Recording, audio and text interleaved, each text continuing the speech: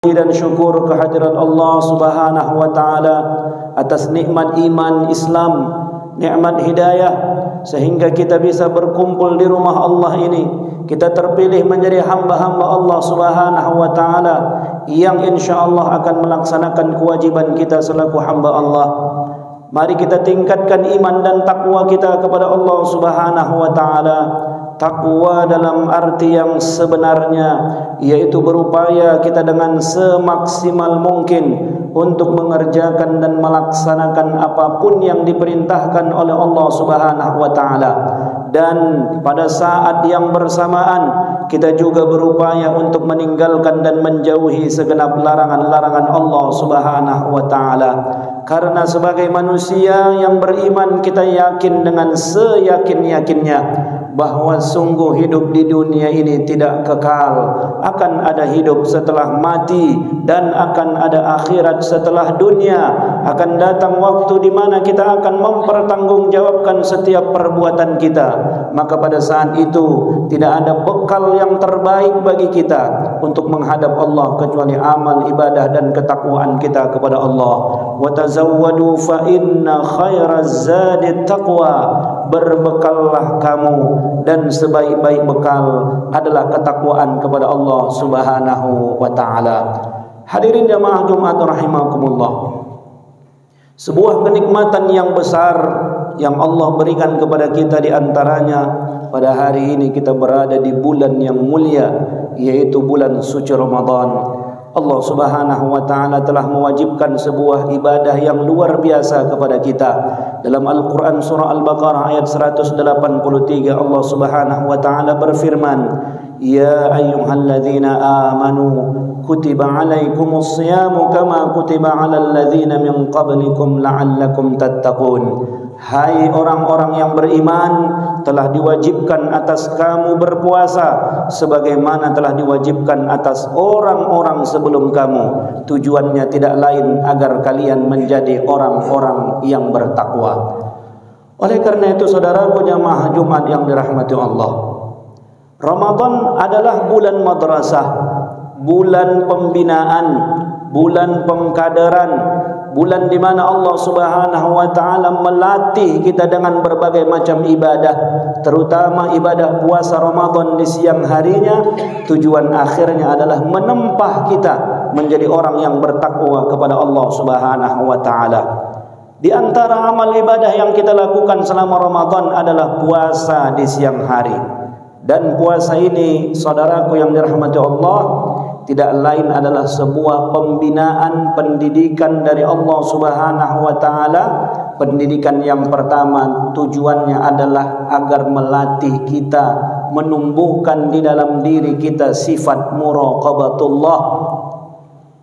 Perasaan selalu diawasi dan dilihat oleh Allah Subhanahu wa taala. Puasa berbeda dengan ibadah-ibadah yang lainnya. Kalau kita salat berjamaah ke masjid, orang bisa lihat kita salat. Kalau kita bisa bersedekah, orang bisa lihat sedekah kita. Kalau kita menunaikan ibadah haji dan umrah, orang tahu kita berangkat haji dan umrah. Tapi kalau kita melaksanakan ibadah puasa, tidak ada satu orang pun yang tahu. Mungkin orang tahu kita sahur, orang mungkin tahu kita berbuka puasa bersama, tapi tidak ada satupun orang yang tahu ketika kita coba-coba untuk membatalkan puasa kita. Ketika kita masuk ke dalam kamar yang tidak ada satupun orang yang bisa melihat, mendengar, yang mengamati kita. Pada saat itu kita mungkin bisa berbohong. Pada saat itu mungkin kita bisa menipu orang lain. Tapi pada saat itu kita hadir hati kita. Kita yakin dengan seyakin-yakinnya bahwa dimanapun dan kapanpun, kalaupun tidak ada orang yang melihat, tapi kita yakin Allah Maha melihat. Pada saat kita berkumur, pada saat berwuduk tadi sebelum salat ke masjid ini, mungkin pada saat berwuduk bersama di tempat wuduk masjid, ada teman kita yang sama-sama berwuduk dengan kita di sebelah kita. Kalau pada saat berkumur wuduk itu kita kemudian mau korupsi air, kemudian kita meneguk air dan kita lewatkan air itu dari tenggorokan kita karena saking panasnya, karena saking hausnya, Jangankan petugas keamanan, jangankan siapapun, teman berwudu di samping kita pun tidak akan tahu kalau kita sudah korupsi air, kalau kita sudah meneguk seteguk air pada saat kita berwudu tadi. Tapi demi Allah, saudaraku yang dirahmati Allah, tidak ada di antara kita yang berani melakukan itu. Tidak ada dari kita yang coba-coba melakukan itu. Yang kita tahu betul kita sedang berpuasa, dan salah satu yang membatalkan puasa adalah melewatkan makanan dari tenggorokan kita.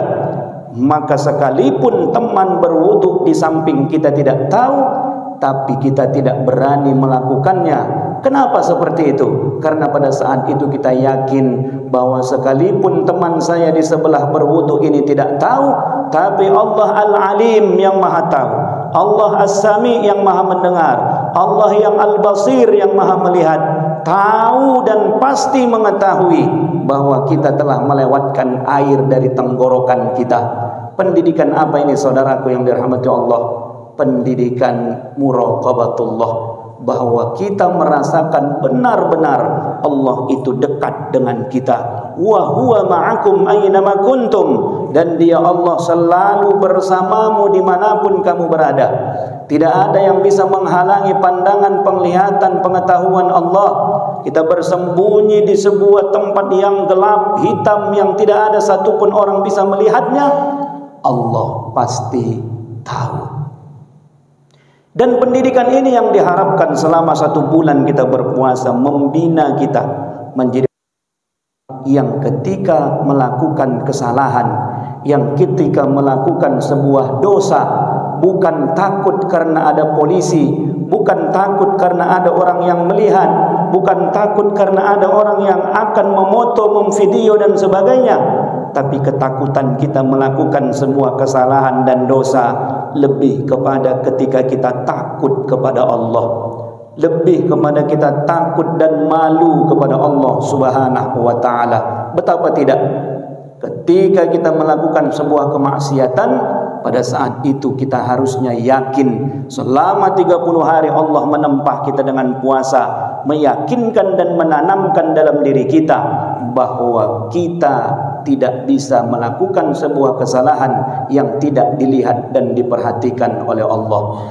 Pendidikan ini hendaknya bisa membina kita, karena pada hari ini yang sangat sulit kita capai dan sangat sulit kita dapatkan. Terjadinya berbagai macam penyelewengan, terjadinya tindak tanduk korupsi yang semakin merajalela terkait dengan berbagai macam penyelewengan di kampus, di pasar, di kantor, di pemerintahan, dimanapun terjadinya penyelewengan, karena orang masih takut hanya kepada atasan, orang takut hanya kepada petugas keamanan, tapi sudah hilang takutnya kepada Allah Subhanahu wa ta'ala, sehingga mudah saja mengambil yang bukan haknya, sehingga mudah saja menyelewengkan sesuatu yang harusnya dia tidak boleh selewengkan, sehingga mudah saja melakukan berbagai macam penyelewengan, karena yang dia takuti adalah atasannya, yang dia takuti adalah petugas keamanan,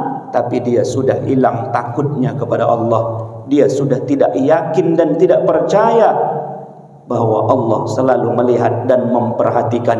Dan kita juga harus yakin, wa may ya'mal mithqala dzarratin khairan yarah. Siapapun yang melakukan kebaikan sekecil apapun, Allah akan memberikan balasan. Wa may ya'mal mithqala dzarratin syarran yarah. Dan sekecil apapun kejahatan yang kita lakukan, Allah juga akan memberikan balasan. Saudaraku yang dirahmati Allah Subhanahu wa ta'ala, banyak kisah para ulama yang mencerminkan kepada kita betapa hebatnya ulama-ulama kita dulu menjagakan untuk tidak melakukan sebuah dosa sekecil apapun. Terlebih-lebih memasukkan makanan ke dalam tubuh dari makanan yang tidak jelas arahnya, dari sumber yang tidak jelas kehalalannya. Kita bisa lihat bagaimana ada seorang ulama yang kemudian karena saking laparnya, saking hausnya, dia makan sebuah apel yang jatuh di atas sungai. Setelah dia makan, ternyata dia baru teringat, dia tidak tahu apel siapa yang dia makan. Akhirnya dia cari siapa pemilik apel yang telah dia makan, dan dia minta izin agar apel yang dia makan itu diikhlaskan oleh yang punya apel tersebut.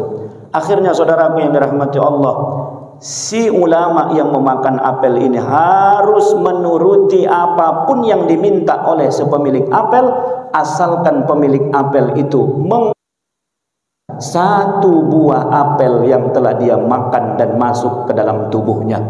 Saudaraku yang dirahmati Allah, ulama kita mencontohkan, kalau sebutir apel saja sampai seperti itu mereka berhati-hatinya untuk memakan yang syubhat, memakan yang tidak jelas halalnya, maka ini menjadi keteladanan bagi kita.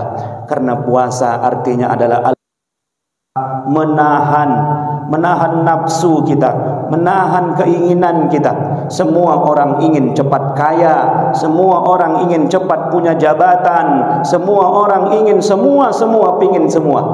Tapi pada saat keinginan itu berbenturan dengan aturan Allah, di saat itulah kita mampu menahan untuk tidak melakukan apapun demi mencapai apa yang kita inginkan. Semoga saudaraku jamaah Jumat yang dirahmati Allah, puasa ini bisa menjadi lahan pendidikan bagi kita untuk terus menghadirkan bahwa Allah dekat dengan kita, Allah selalu melihat kita, dan kita terjaga untuk tidak melakukan kesalahan karena kita takut kepada Allah Subhanahu wa taala.